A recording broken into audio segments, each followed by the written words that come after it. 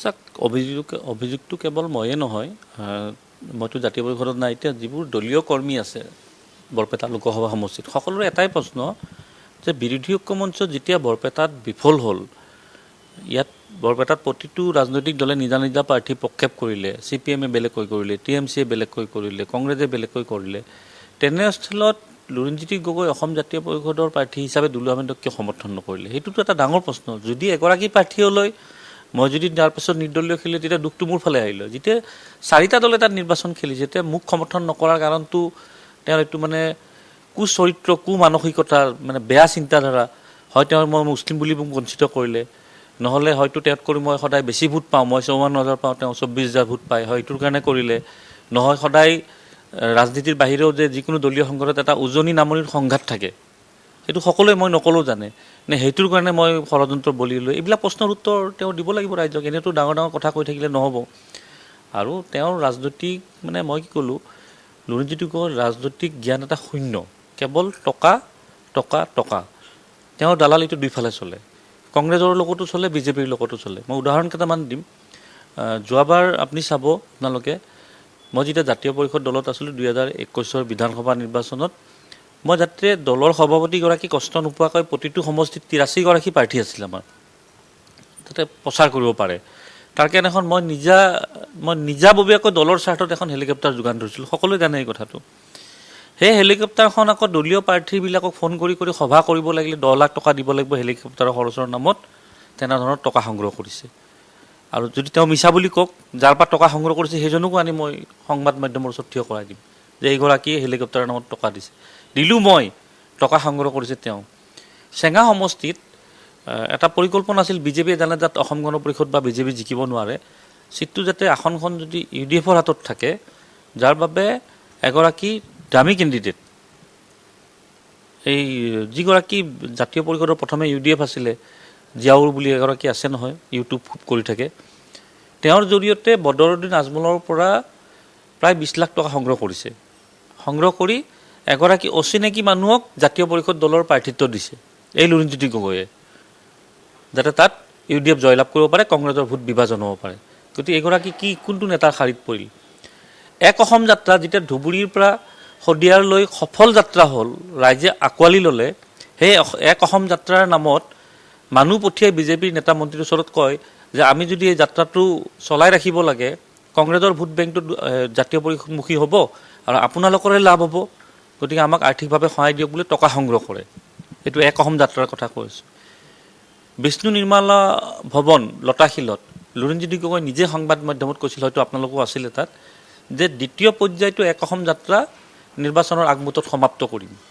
তেনে স্থলত যিটো ধেমাজিৰ পৰা লখিমপুৰ হৈ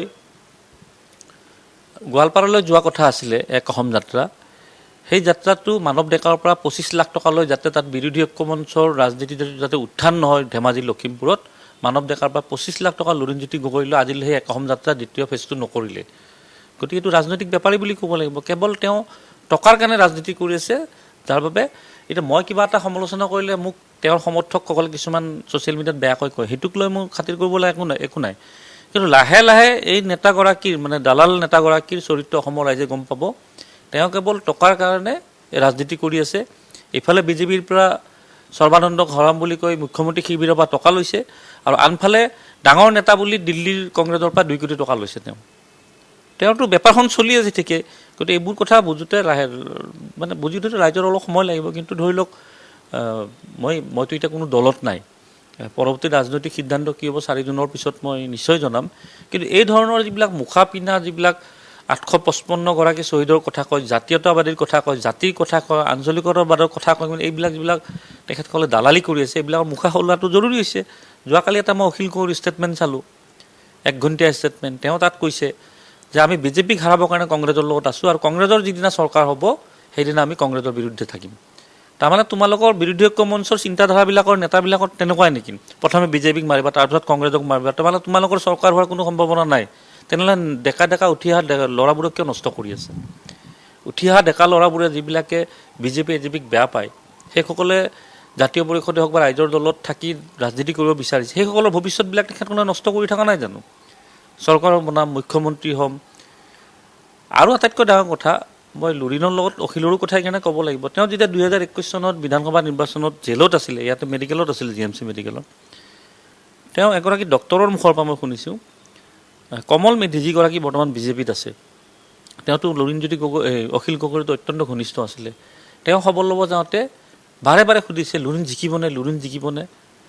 গতিকে তেওঁ নিজৰ জিকাটোতকৈ লুৰিণ হাৰাটো বেছি তেওঁ বিচাৰে। গতিকে এই দুজনৰ যিখন নাটকীয় মানে ৰূপ লৈছে যে আমি দুইটা দল একলগ হ'ম, আমি দুইটা দলে আগুৱাই যাম, তোমালোকে মুখ্যমন্ত্ৰী কোন হ'ব আগে ঘোষণা কৰাচোন, সৎসাহস আছে যদি, আমি চৰকাৰো বনাম, আমি মুখ্যমন্ত্ৰী অখিল হ'ব বা লুৰিণ হ'ব, সৎসাহস যদি কৰা। কিন্তু এই মিছা কথা কয়, নিজে ধন ঘটি এইবিলাক অসমীয়া যুৱ চামক নষ্ট কৰাৰ অধিকাৰ তোমালোকৰ নাই। আৰু অখিল গগৈ নিজকে কৃষক নেতা বুলি কৈ তেওঁ ৰাজনীতিত আহিছে, বিধায়ক হৈছে। কৃষক নেতা হোৱাৰ সময়ত তেওঁতো একো সম্পত্তি নাছিলে, তেনেকুৱা তেওঁৰ কি আলাউদ্দিনৰ চাকি আহিল? ৰাজনীতিত যোগদান কৰাৰ লগে গুৱাহাটীত 3-4টা সম্পত্তি হ'ল অখিল গগৈৰ। এইবিলাক ভণ্ডামী নহয় জানো? এতিয়া মই কিবা ক'লে দুলু আহমেদে বিতৰ্ক কৰে, দুলু আহমেদে সদায় মানে দলৰ বিৰুদ্ধে কয় নেতা। আৰু কোনোবাইতো ক'ব লাগিব। মই যদি আজি সেই কংগ্ৰেছৰ পিছে পিছে লুৰিণৰ নিচিনা ঘূৰি ফুৰিলোঁ, অখিলৰ নিচিনা ঘূৰি ফুৰিলোঁ, মই কেতিয়াবা বিধায়ক হ'ব পাৰিলোঁ। আচল আঞ্চলিকতাবাদ আমি কৰিছোঁ, তোমালোকে ভণ্ডামী কৰিছা। তোমালোকৰ কোনো সেই 855গৰাকী শ্বহীদৰ কথা কয়, জাতীয়তাবাদৰ কথা কয়, অসমবাসী ৰাইজৰ কথা কয়, মিছা কথা কয়, টকা ঘটাৰ অধিকাৰ তোমালোকৰ নাই। তোমালোকে দালালি কৰি আছা, ভালদৰে দালালি কৰা। অখিল গগৈ সেই কৃষকসকলক উত্তৰ দিয়ক। কৃষক হোৱাৰ আগমুহূৰ্তৰ যি অখিল গগৈৰ গুৱাহাটীত ক'তো সম্পত্তি নাছিল, তেওঁ ৰাজনীতিত বিধায়ক হোৱাৰ পিছতে তেওঁ ক'ৰ পৰা আহিলে 3 ঠাইত সম্পত্তি নাই বুলি কওক, প্ৰমাণ দিব লাগে। দুলু আহমেদেতো প্ৰমাণ সহায় কথাবিলাক কয়। গতিকে এইবিলাক অসমৰ ৰাইজে বুজি পোৱাত অলপ দেৰি হ'ব। এইটো মোক বেয়া বুলি ক'ব, কিন্তু বেয়া বুলি ক'লেতো এইসকলৰ মুখা খুলিব লাগিব, যাৰ বাবে মই প্ৰস্তুত আছোঁ, মুখা খুলি আছোঁ। তাৰ বাহিৰে মোৰ কোনো ব্যক্তিগত হেৰি নাই। মানে অসমখনক তেখেতসকলে বিজেপিক যিমান সমালোচনা কৰি অসমৰ ৰাইজৰ যিটো মানে হিয়াৰ আমঠু হ'ব গৈছে, ছবিখন কিন্তু সম্পূৰ্ণ বিপৰীত। কেৱল দালালি, কেৱল টকা ঘটি আছে, যাৰ বাবে সকলে UDFৰ প্ৰাৰ্থীৰ পৰা টকা লয় কেণ্ডিডেট দিয়াৰ নামত, এইফালে কংগ্ৰেছৰ লগত থাকে, আকৌ কংগ্ৰেছক গালি গালাজ কৰে, এইফালে বিজেপিৰ পৰা টকা লয়। এক আসাম যাত্ৰা সফল কৰিব লাগে, কংগ্ৰেছৰ ভোট বেংক নষ্ট হ'ব বুলি কয়, বিজেপিৰ মন্ত্ৰীৰ পৰা টকা লয়। আকৌ আনফালে সেই বিৰোধী ঐক্য মঞ্চ যাতে সফল নহয়, মাধৱ ডেকাৰ পৰা 25 লাখ টকা লৈ দ্বিতীয় ফেজৰ এক অসম যাত্ৰা বন্ধ কৰে। এইবিলাক চৰিত্ৰ কি বুজায়? লোভনীয় চৰিত্ৰ নহয় জানো? গতিকে এইবিলাক ধৰি লওক, মোক কোনে কি কৈছে কৈ, মইতো অসন্মানীয় মানুহ, মোৰ সন্মান নাই, মান সন্মান একো নাই, মোৰ লাজ নাই, মই বেয়া মানুহ। গতিকে মই বেয়া মানুহ, বেয়া কেইটাক চিনাক্ত কৰি দিয়কচোন, তাততো একো লাজ পাবলগীয়া নাই। মোক বেয়া বুলিয়ে ধৰক আপোনালোকে, মই বেয়া হৈয়ে তেখেতসকলৰ মুখখিনি খোলকুৱাই দিম। কিন্তু যিহেতু একলগ হোৱাৰ কথা কৈছে আৰু আঞ্চলিকতাবাদৰ তেওঁলোকে এটা মঞ্চ গঠন কৰাৰ বাবেও ইতিমধ্যে যুঁজা আৰম্ভ কৰিছে। এতিয়া তেখেতসকলে গম পাইছে যে অখিল গগৈতো ভয়তে প্ৰাৰ্থিত্বই নিদিলে অখিল গগৈৰ দলে, আৰু বোলে মুখ্যমন্ত্ৰীয়ে বোলে চৰকাৰ গঠন কৰে। লুৰিণজ্যোতি গগৈ বেলেগক প্ৰাৰ্থিত্ব নিদি নিজৰ খালী স্বাৰ্থত নিজৰ দুইফালৰ পৰা টকা ঘটি বিজেপি কংগ্ৰেছৰ পৰা নিজে নিৰ্বাচনটো খেলিলে। এতিয়া যেতিয়া গম পাইছে বেয়াকৈ মই হাৰিলেতো মোৰ ক'ব লগা একো নাই, মইতো দলৰ সভাপতি নহয়। লুৰিণজ্যোতি গগৈ দলৰ সভাপতি হয়, 16টা দলৰ সমৰ্থন লৈ যদি 3 নম্বৰ বাৰ হাৰিব লাগে, সেই দলটো নাথাকে কেতিয়াও। গতিকে তেখেতসকল যে দুৰ্বল হৈছে, অসম জাতীয় পৰিষদ আৰু এই ৰাইজৰ দল আৰু যিবোৰ দল আছে দুৰ্বল হৈছে, যাৰ বাবে কৰ্মীবোৰ যাতে আঁতৰি নাযায় এটা বেলেগ বাৰ্তা দিব ওলাইছে যে আমি একলগ হৈছোঁ। কৰ্মীবিলাক ধৰি ৰখাৰ কাৰণে তেখেতসকলে ঐক্য মঞ্চ এখন গঠন কৰিছে। আকৌ সেই ঐক্য মঞ্চত আকৌ কংগ্ৰেছক সমৰ্থন বাহিৰৰ পৰাই লৈছে। এসকলৰ চৰিত্ৰবিলাক মানে দিনে দিনে চৰিত্ৰবোৰ সলনি হৈ থাকে। গতিকে এইবিলাক নেতাৰ কোনো, মই ক'লোঁ নেতাৰ নামত লুৰিণ অখিল এটা মস্ত দালাল।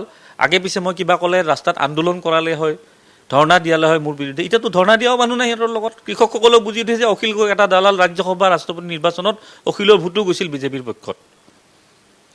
লুৰিণৰ চৰিত্ৰটো মই ক'লোৱেই, কেৱল টকা।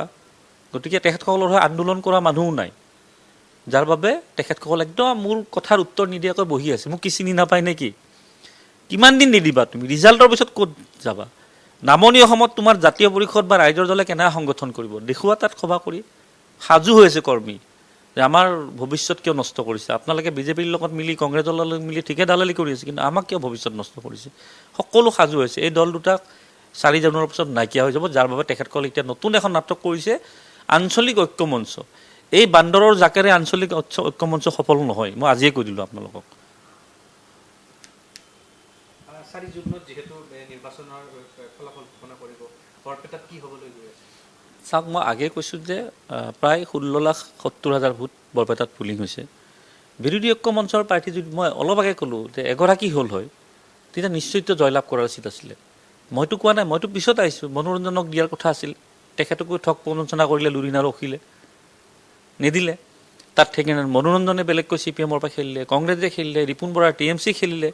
খেলাৰ পাছত এতিয়া যদি তাত 4 জুনত যেতিয়া ফলাফল ঘোষণা হ'ব, যদি এই 3টা দল আৰু মোৰ মাজত যদি ভোট বিভাজনটো হৈছে সমানে সমানে, তাত ক'তো জিকাৰ অংকই নাই।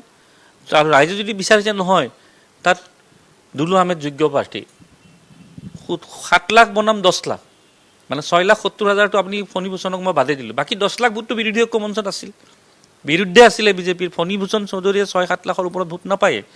এই 10 লাখ ভোটটো একগোট কৰি ৰাখিব নোৱাৰিলে, কেৱল টকা সংগ্ৰহ কৰিছে বিজেপিৰ পৰা, চিটটো বিক্ৰী কৰিছে। মুখ্যমন্ত্ৰী যিধৰণে কয় বৰপেটা চিটটো হিন্দু চিট বুলি, তেখেতসকলৰ মন্তব্যটো সেই একেই সাম্প্ৰদায়িক মন্তব্য যে আমি হিন্দু কেণ্ডিডেট দিম তাত। তে বিজেপি আৰু এই বিৰোধী ঐক্য মঞ্চত থকা দলসকলৰ মাজত পাৰ্থক্য কি থাকিল? কিবা এটা চিট মুখ্যমন্ত্ৰীয়ে বাৰু সাম্প্ৰদায়িক কথা কয়, হিন্দুত্ব চিট বুলি ক'লে, তাত বেয়া পাবলগীয়া ভাল পাবলগীয়া সেইটো অসমৰ ৰাইজে বিচাৰ কৰিব। কিন্তু মুখ্যমন্ত্ৰীৰ সমানে সমানে তোমালোকেও ক'লা যে এইটো হিন্দু চিট, আমি হিন্দু প্ৰাৰ্থিত্ব দিম, মুখ্যমন্ত্ৰীৰ কথাটো একেলগে তোমালোকে আগবাঢ়ি ক'লা নাই। তে সেই বিজেপি দল আৰু তোমালোকৰ সেই বিৰোধী ঐক্য মঞ্চত থকা দলসমূহৰ মাজত সাম্প্ৰদায়িকতাৰ পাৰ্থক্য কি থাকিল অসমৰ ৰাইজক বুজাই দিয়ক। মইতো বেয়াই মানুহ, মই বিতৰ্কই কৰোঁ, মোক বাদ দি কিনে বুজাই দিয়কচোন ৰাইজক যে হিন্দু চিট মুছলমান চিট বিজেপিৰ বাহিৰে তোমালোকে কিয় ক'লা? বৰপেটাত কিবা হিন্দু মুছলিম বুলি আছে নেকি?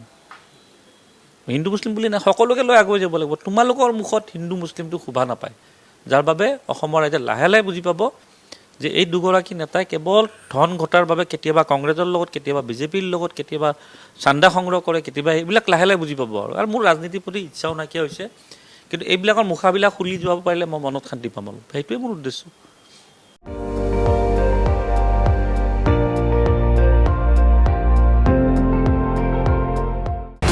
আপুনি চাই আছে ND24, সৰ্বশ্ৰেষ্ঠ নহয় সৰ্বোত্তমৰ দৌৰ।